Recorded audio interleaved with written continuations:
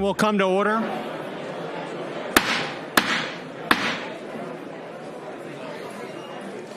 The members will please take their seats.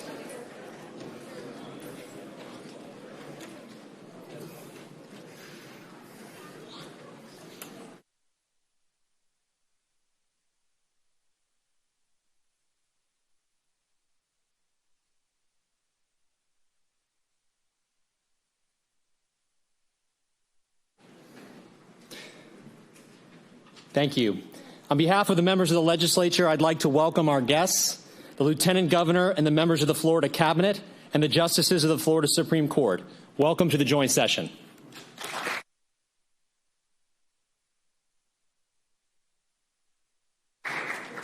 As is customary on this occasion, it is my honor to present the gavel to the President of the Senate with the request that he preside over these proceedings.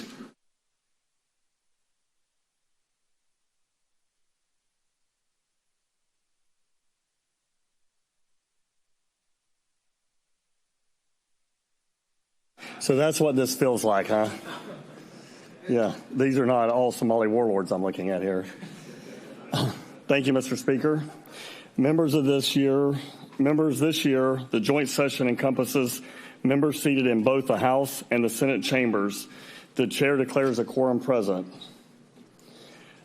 The members and visitors will please rise for the prayer and remain standing for the Pledge of Allegiance and the singing of the national anthem. Today, the prayer will be offered by former Representative of the House, Commissioner Mel Ponder. Commissioner Ponder, please approach the well.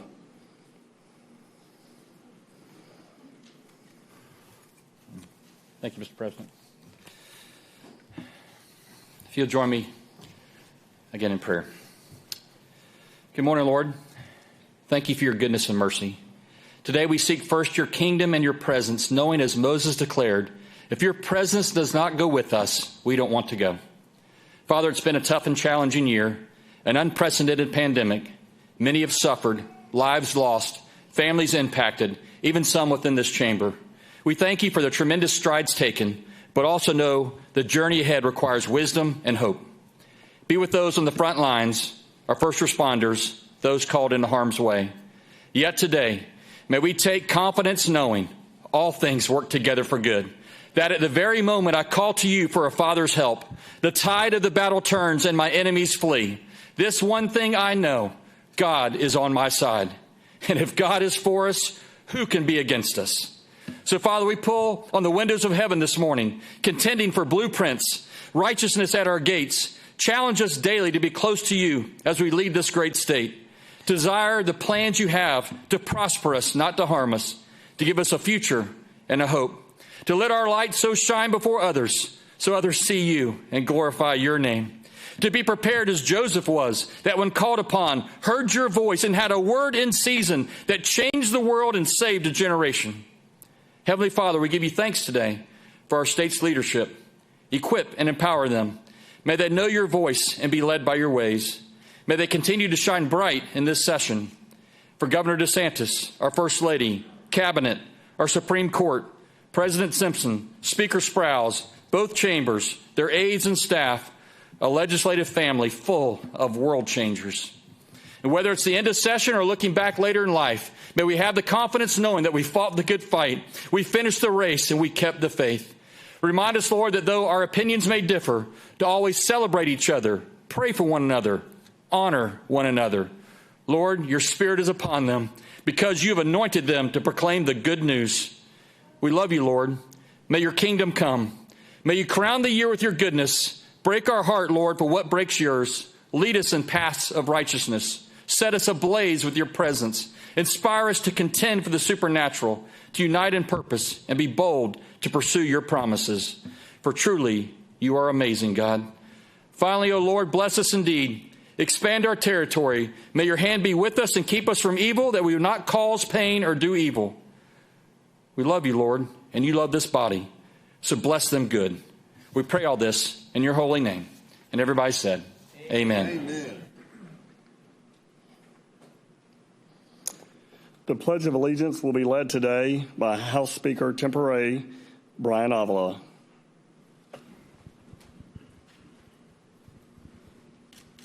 I pledge allegiance to the flag of the United States of America and to the republic for which it stands, one nation, under God, indivisible, with liberty and justice for all.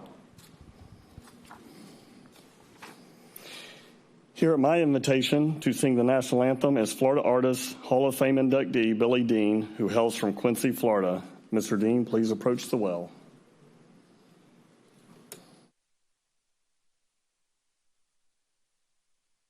Thank you.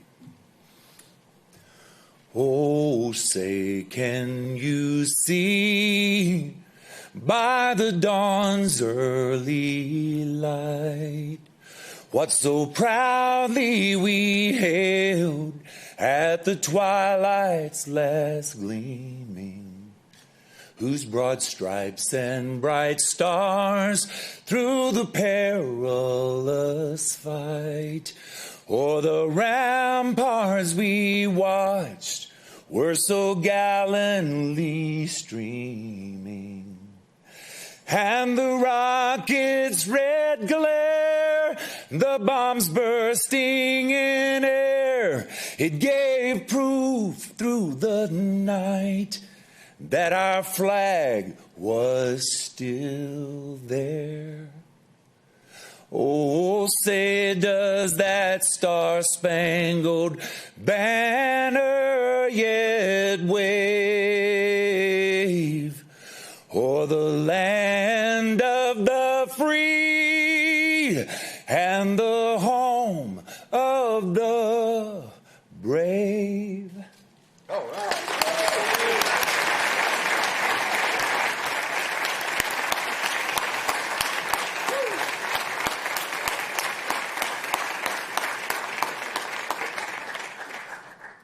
Thank you. You may be seated. It is my pleasure to introduce two special guests who have joined us for this occasion. Speaker Sproul's wife, the First Lady of the Florida House, Shannon Sprouse.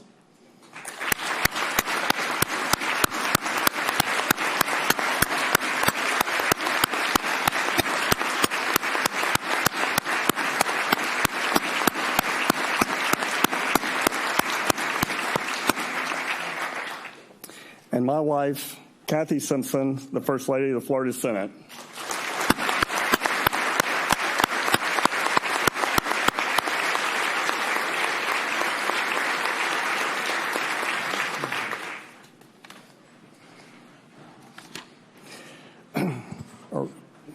Is the governor?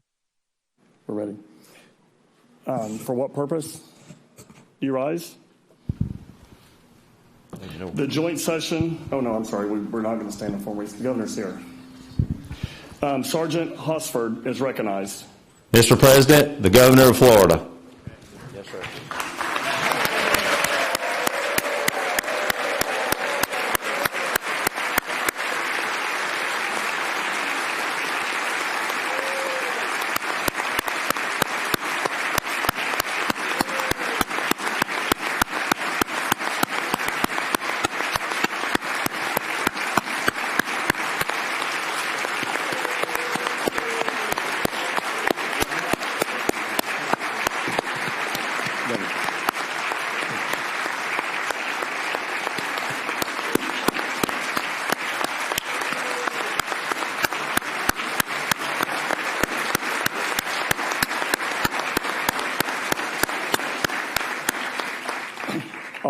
Also joining us in the East Gallery is the governor's wife, First Lady Casey DeSantis.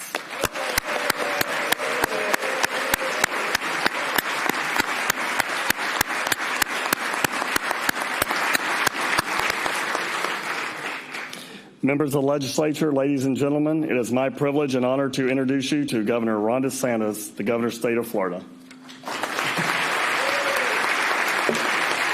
Thank you. Thank you so much. Thank you, Mr. Speaker, Mr. President, members of the House and Senate, Supreme Court justices, and fellow citizens. I see in many parts of our country a sad state of affairs. Schools closed, businesses shuttered, and millions of lives destroyed. This calamitous reality is just the beginning of what will likely be long-term damage to children, to families, and to society. Sow the wind, and you reap the whirlwind. While so many other states kept locking people down over these many months, Florida lifted people up.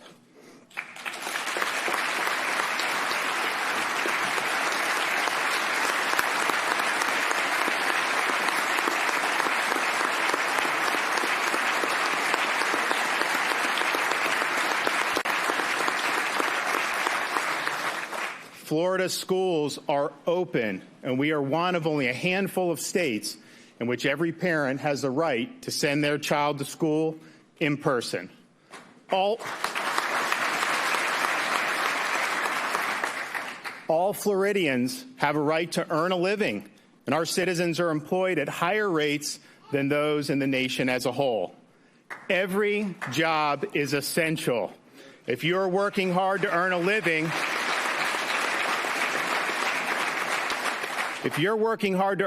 we've got your back in the state of Florida. Every business in Florida has a right to operate.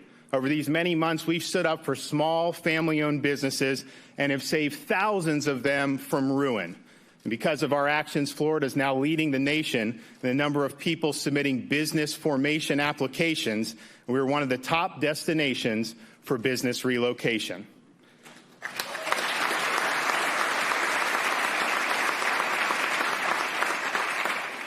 Friends, legislators, and Floridians, lend me your ears. We will not let anybody close your schools. We will not let anybody close your businesses, and we will not let anybody take your jobs.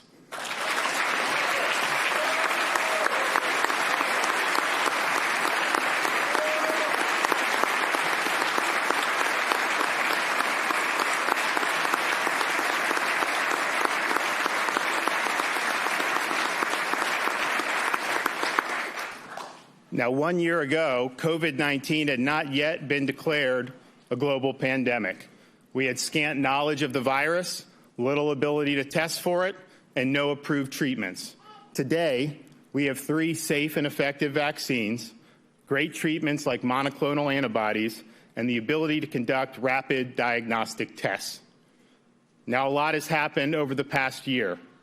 We are saddened by the thousands of Floridians and hundreds of thousands of Americans who have died with COVID. And we sympathize with the family members who, in many instances, were not even permitted to see their loved ones in person, either in the hospital or in a nursing home. So to honor those who have died with COVID and to recognize the toll the virus has taken on family members throughout our state, the state of Florida will be lowering the flags to half-staff on Wednesday, tomorrow.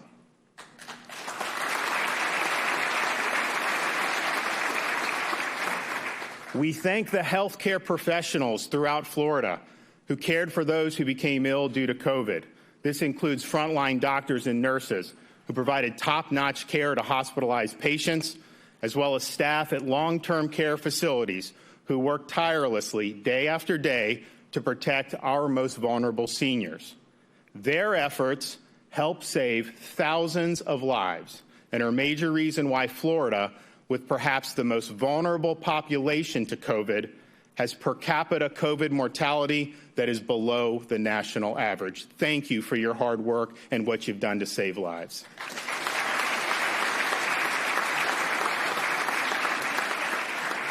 Now, from the outset, Florida's been steadfast in focusing efforts on the protection of our elderly population. We rejected the policy of sending contagious COVID patients back into nursing homes. Indeed, we prohibited the practice. Florida also established COVID-only nursing facilities so that infections in long-term care facilities could be more effectively contained. And perhaps most importantly, we are prioritizing our senior citizens for vaccinations. Florida's putting seniors first because it's the best strategy to save lives and is the best way to honor our elders from whom we draw inspiration. We vaccinated millions of seniors throughout Florida, our parents, our grandparents, World War II veterans, Holocaust survivors, and everything in between.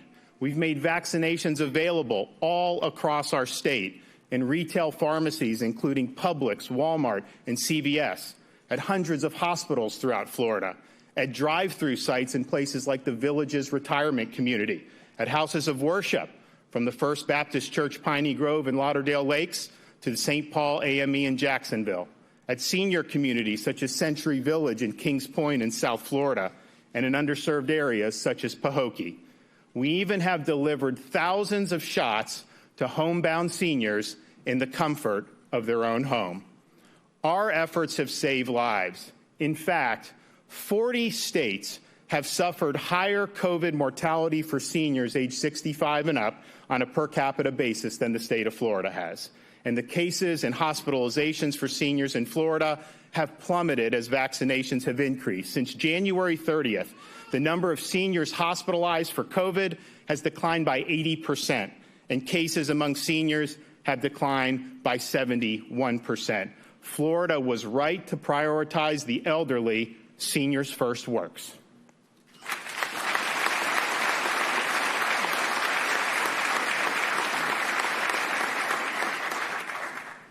As we work to protect our seniors, we also work to give opportunities to our kids. Florida's led the way in providing all parents the right to send their kids to school for in-person instruction. Florida is one of only 4 states in the country and the only large state to offer in-person instruction to 100% of its students. Across the nation, millions of students have been locked out of the classroom for nearly a year, and for many, there's no end in sight. These students have fallen behind on academics, have been denied the opportunity to participate in activities such as athletics, and have seen their social development stunted. The consequences of shutting kids out of school for a year and a half, and heck, in some places, it will likely be 2 years. Those consequences will be catastrophic and long-lasting. The failure of so many places outside of Florida to open schools at the beginning of the school year will go down as one of the biggest policy blunders of our time. Florida didn't make that mistake, though. We followed the data and stood by our parents and our students. We ignored the political posturing and fear-mongering, and we did what was right for Floridians. And Florida has succeeded where so many other states have failed in providing opportunities for our students, in large measure because of the tireless efforts of school superintendents, administrators, teachers, and coaches. They knew that keeping kids out of school forever would be a disaster, and they weren't going to let that happen on their watch. So on behalf of a grateful state and millions of grateful parents, I thank you for your efforts. Given the unique circumstances you faced, you may never have an opportunity to play such a crucial role, not only in ensuring opportunities for students, but also preventing long-term damage to our society. Job well done.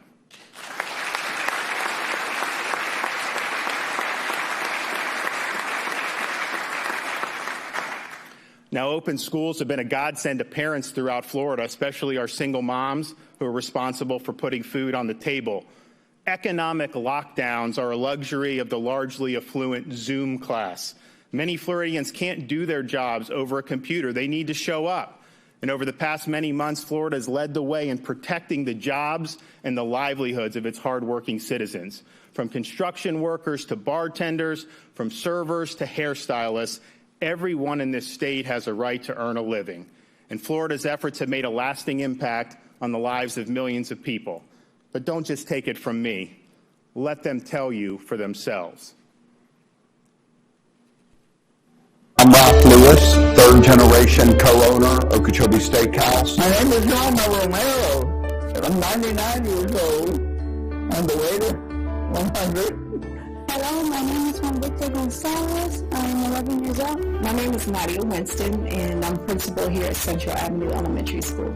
I am Danielle Gonzalez. I am Christine Wainwright. Peter Boulware. My name is Teresa Hodgson. My name is Grant Thompson. Antonia Friedolino. Jennifer Meckle. Hi, my name is Dr. Elwood Scott II. I'm a dentist here at Mayhem Village Dental. My name is Julie Sabin. I live in Boca Raton, Florida. My name is Trey Wainwright, and I play football at Niceville High School.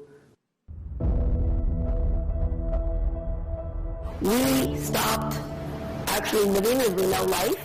To see everything kind of crumbling, it was kind of tough. I had to lay off everyone. I did not want to be on the streets, wondering where the next meal was coming from. They had a lot of issues connecting. Kids are struggling academically and socially. They cried. They couldn't embrace their friends. It was heartbreaking. At 98, this is it? No family? No anything? She didn't have that will to live anymore? But they're like, I don't want to die just stuck in my house, not seeing anybody. I want to live life.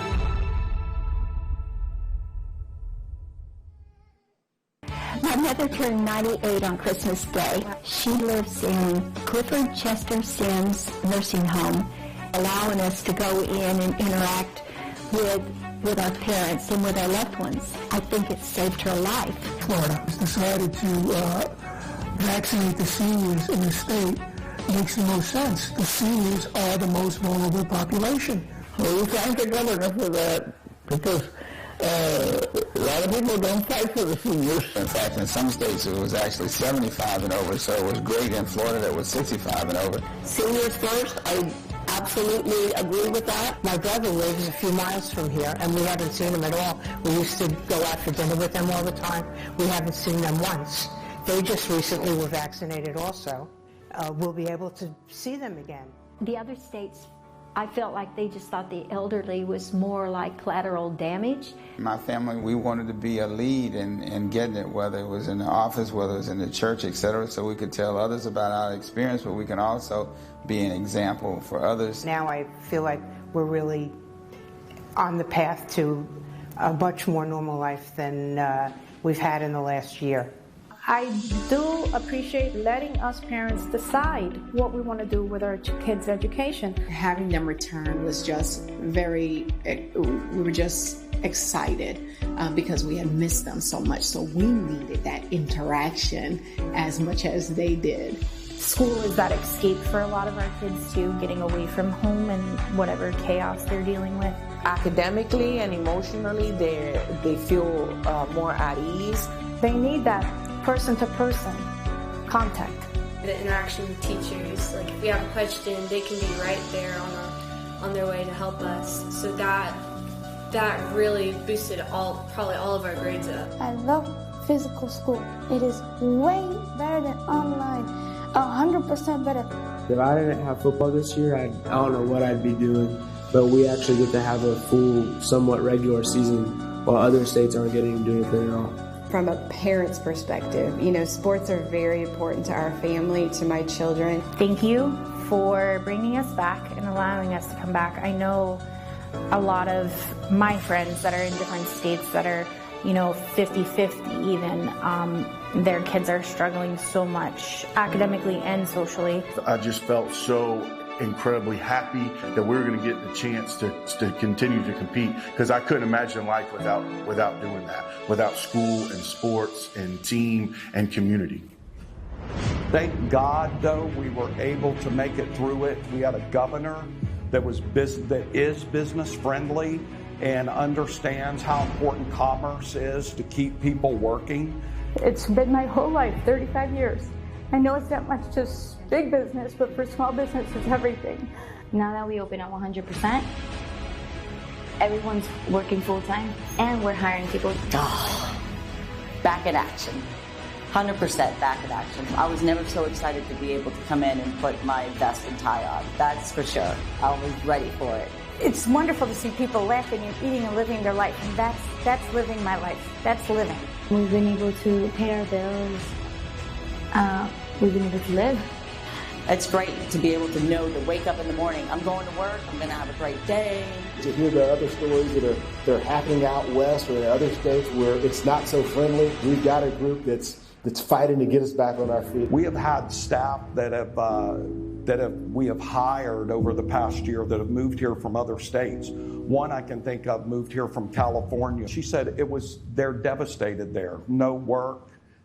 She was so thankful for a job and could not believe how different Florida was. In her own words, it was like living in a different country.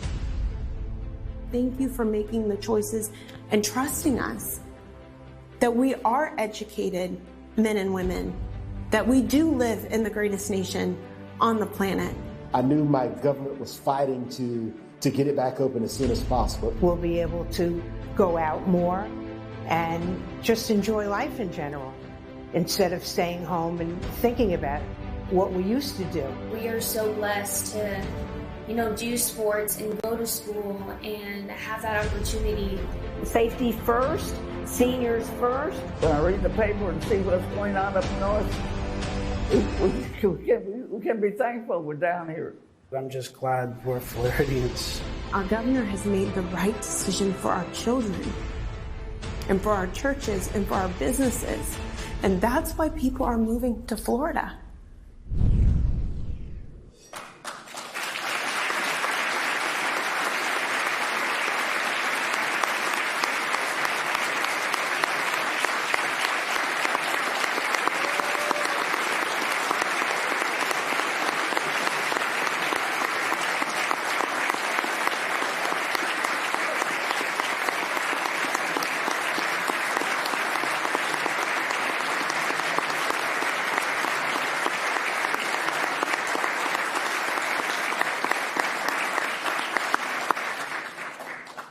So Florida's right to put seniors first.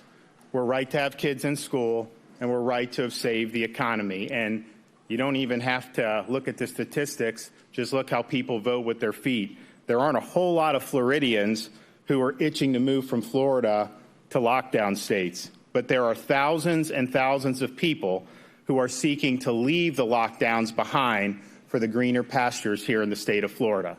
And we've long been known as the Sunshine State. But given the unprecedented lockdowns we've witnessed in other states, I think the Florida sun now serves as a beacon of light to those who yearn to live in freedom.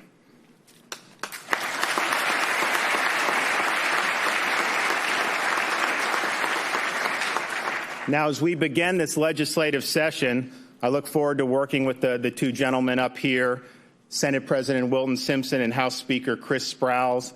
They've already demonstrated leadership on issues that matter to Floridians, and I know you guys will be great partners for progress. And being from Pasco and Pinellas, and me being a Pinellas County kid growing up, I think the Tampa Bay area should be well represented in this next go-round. Now, when the initial fallout from COVID began, there was a lot of concern about whether we could afford to continue with the progress we had already made on our priorities like protecting our water resources and K-12 education. The forecasts were dire. The 2021 legislative session was shaping up to be a fiscal nightmare. Well, I'm pleased to report that our current fiscal outlook is much better than the bleak forecast from last spring. Now, as many of you know, when the pandemic hit, I vetoed $1 billion out of this current year's budget. I also instructed our executive agencies not to spend 100% of the appropriated funds because we didn't know for sure how much revenue we'd be taking in. However, because Florida's economy is open, revenue is coming in at levels far higher than even the most recently revised estimates. For the last 3 months, December, January, February, preliminary estimates peg the increase in revenue at more than $800 million over and above the December revenue estimation. Florida is also below the national average in unemployment and much lower than our peer states of Texas, New York, and California. We also anticipate downward revisions of December's unemployment numbers to reflect even stronger job growth. And as international travel is reinstated and tourism picks up, and I hope the federal government will allow our cruise ships to sail again, they're ready, the employment outlook in Florida should improve even more. And throughout this entire pandemic, Florida has not touched 1 red cent from our rainy day fund.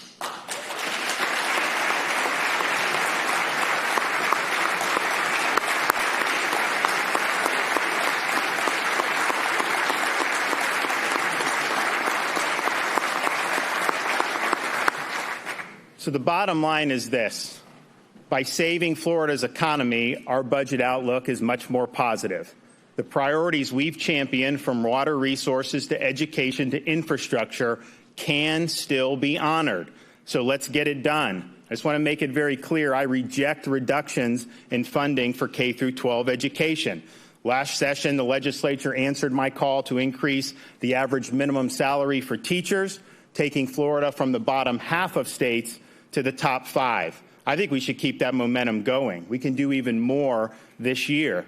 We also shouldn't forget that Florida continues to make great strides in K-12 education. Just last week, the College Board released data showing Florida ranks #2 in the nation in the percentage of graduating seniors who have passed advanced placement exams. Florida, of course, leads the nation in school choice. And of course, we're beginning to place a strong and long overdue emphasis on vocational and technical education. Florida has also launched an ambitious civics initiative so that students can understand the principles that make our country unique. Florida is leading on education, and we must continue to do so.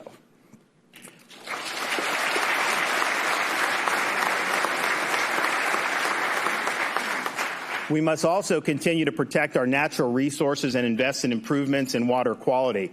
I ask that you continue to fund the key projects, such as the EAA Reservoir in the south, as well as projects in the northern Everglades that will impact our state for generations to come, that also reaffirm our commitment to Everglades restoration and access to safe, clean water for our communities. I'm also proposing the creation of the Resilient Florida program under the Department of Environmental Protection.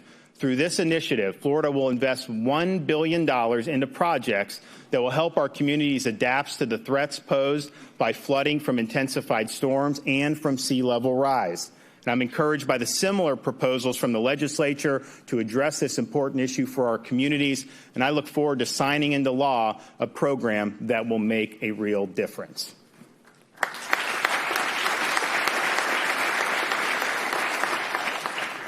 Florida is and must remain a state dedicated to law and order. When riots broke out across the nation last year, we saw cities ruined by violent mobs. Law enforcement was targeted and lawlessness prevailed. This was not and must never be tolerated in the state of Florida.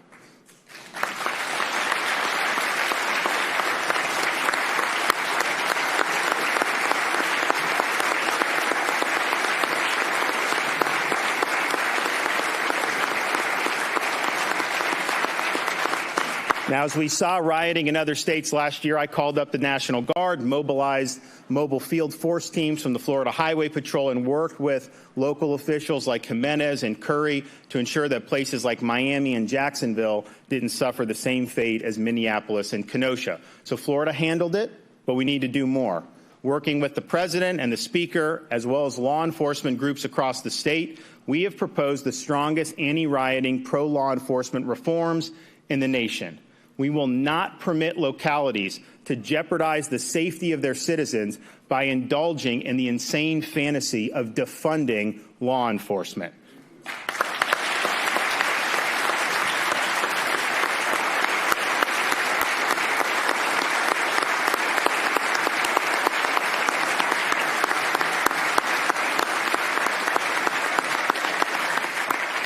We will not allow our cities to burn and violence to rule the streets, and we will not leave any doubt in the minds of those who wear the uniform that the state of Florida stands with you.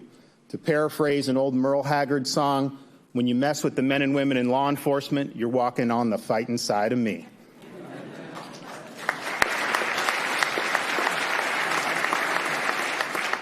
Now, both the Speaker and the President have been leaders in supporting legislative reforms to protect Floridians from the power of big tech. Now, this is real-life 2001, not the fictitious 1984, and yet big tech wields monopolistic power over the public in ways that have made the monopolists of the early 20th century blush. Floridians have a right to control their personal data, and big tech shouldn't be able to make billions of dollars off us without our informed consent. Florida has also been a state that strongly supports free speech.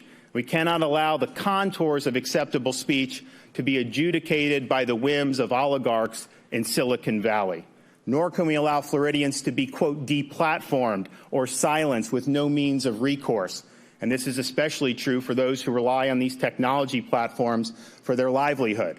And finally, because Florida is dedicated to free and fair elections, we cannot allow big tech to interfere in our elections by putting a thumb on the scale for the political candidates favored by Silicon Valley.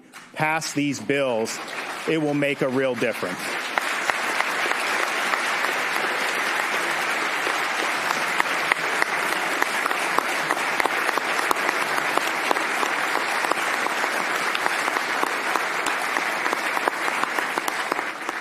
Now, speaking of elections, we should take a moment to enjoy the fact that the state of Florida ran perhaps the most transparent and efficient election in the country in 2020. People were actually asking, why can't these other states do as well as Florida? Now, such a sentiment 20 years ago would have simply been unthinkable. So we did it right, but we need to make sure our elections are always transparent and run efficiently. There should be no ballot harvesting in the state of Florida. One person, one vote, not bring in hundreds of ballots without any supervision. We also can't allow private groups to pour millions of dollars into the administration of our elections. This is a public function and should be done without the type of private interference that we saw in other states. So let's stay ahead of the curve on election administration. We never want to see the chaos of 20 years ago rear its ugly head in the state of Florida ever again.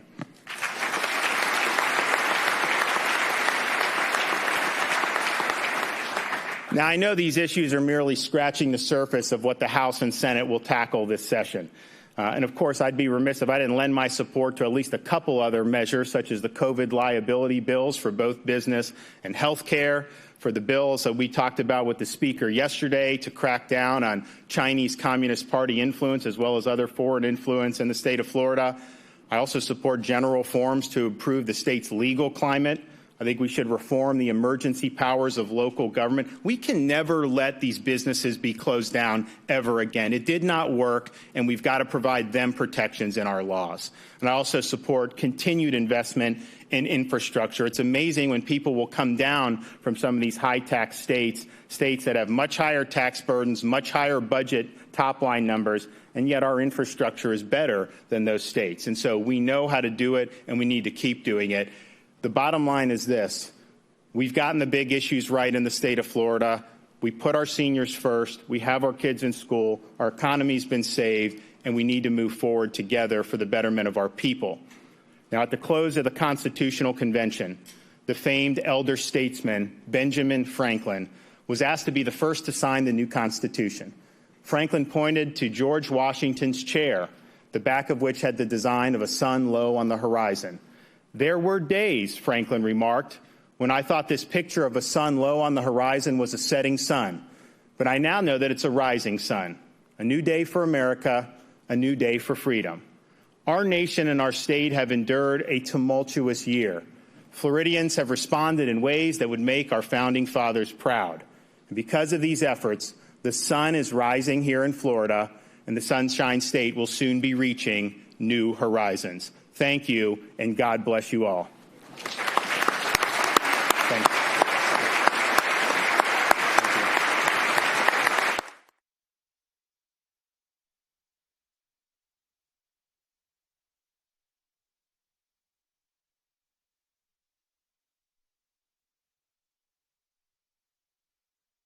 Good afternoon. I'm Gary Farmer, the leader of the Senate Democratic Caucus. The state of the state is an